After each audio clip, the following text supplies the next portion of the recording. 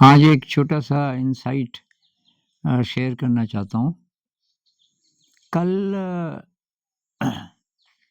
मैं सोच रहा था कि लेज़ीनेस का मुख्य कारण है 2 ट्रांसमीटर्स की कमी।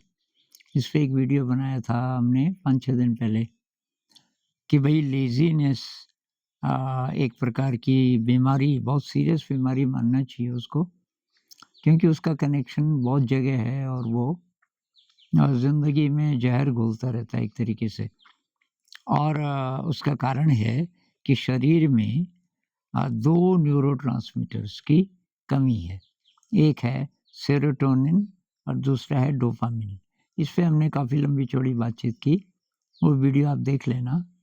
लेज़ीनेस अ, का विज्ञान और इलाज, ऐसा उसका नाम है।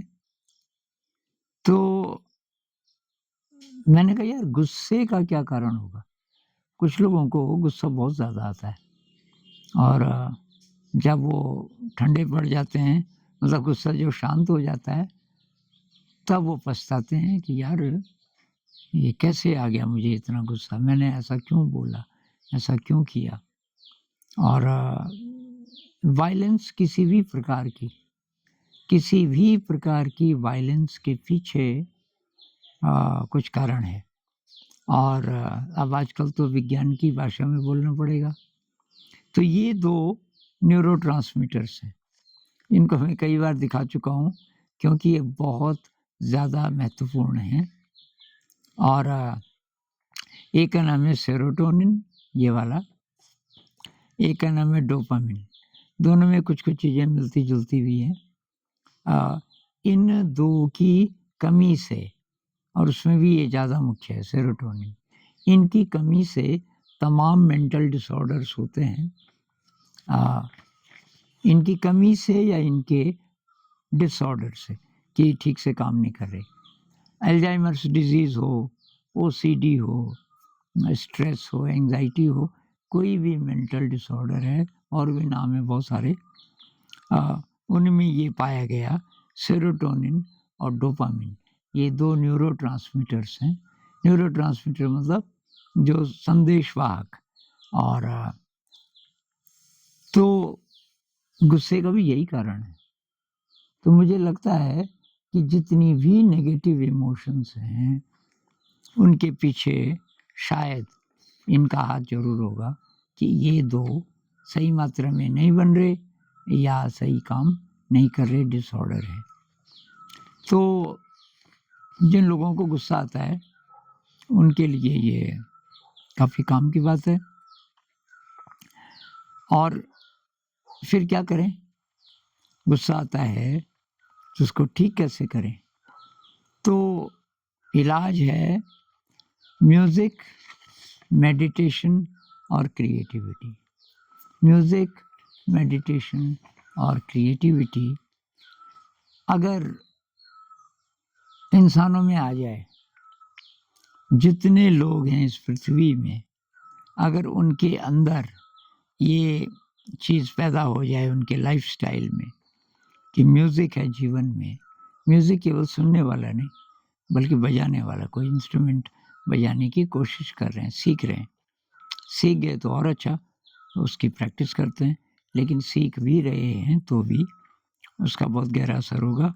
मेडिटेशन और क्रिएटिविटी, किसी भी काम में क्रिएटिव होना, अगर ये संस्कार आ जाएँ इंसानों में, पूरी इंसानियत में, तो क्या होगा?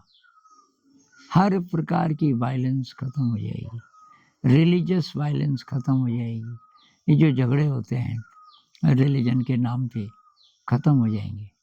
और कोई किसी भी रिलीजन को फॉलो करता हो, उसको हम अपना दोस्त समझेंगे, क्योंकि ये जो न्यूरोट्रांसमीटर्स हैं, सेरोटोनिन और डोपामाइन।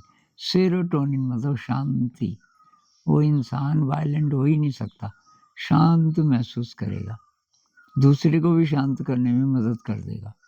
ये डोपामाइन मतलब अच्छी फीलिंग, प्लेज़र की फीलिंग, खुशी की फीलिंग। तो ये 2 अगर पैदा हों, शरीर में पैदा हो सकें, और कैसे पैदा होंगे?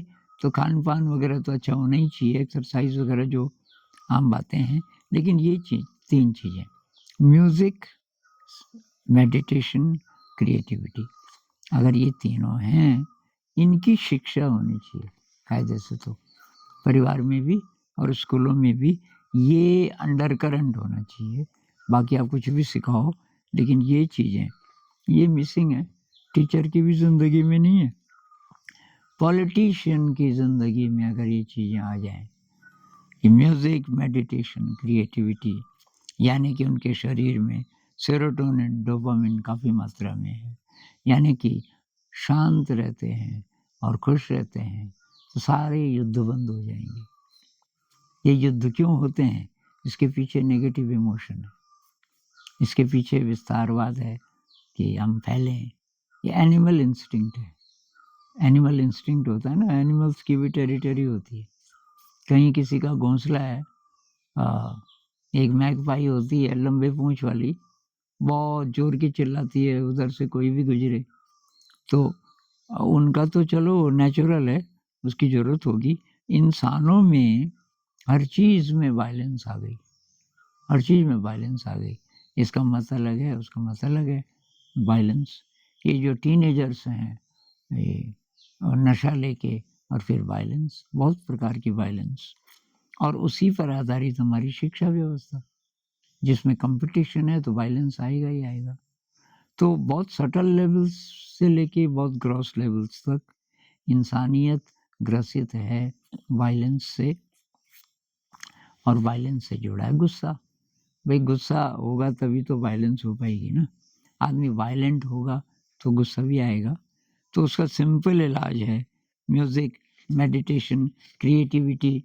अब आप बोलोगे कि सारे इंसान क्यों फॉलो करेंगे? भाई सारे ना करें, अगर आप पेरेंट्स हैं तो आप ट्राई कीजिए अपने जीवन में, अपने बच्चों के जीवन में। अगर आप एजुकेटर्स हैं, टीचर्स हैं, आप ट्राई कीजिए पहले अपने जीवन में, फिर साथ-साथ विद्यार्थियों के जीवन में। जो लोग ये बात समझ गए, भई आप तो शुरू कर सकते हैं, धीरे-धीरे बात फैलेगी। तो ये जो बड़ी-बड़ी बातें हैं, कैसे शांति रहे विश्व में, कैसे देशों के बीच, लोगों के बीच दोस्ती हो, तो बढ़िया है। कैसे हो? बात ही बात से नहीं होगा। लोगों के अंदर ये न्यूरोट्रांसमीटर्स पैदा करने पड़ेंगे और ये तब पैदा होंगे जब ये चीज़ें ज़िंदगी में होंगी। आने वाले समय में ये भाषा होगी। ये नहीं कि साहब आप लेक्चर देते रहो कि ये ऐसा होना चाहिए, ऐसा होना चाहिए। ये प्रैक्टिकल बातें हैं। ये होनी चाहिए और इनके लिए आपके जीवन में ये चीज़ें होनी चाहिए। Music, meditation, creativity. से फिर बात करेंगे। नमस्कार।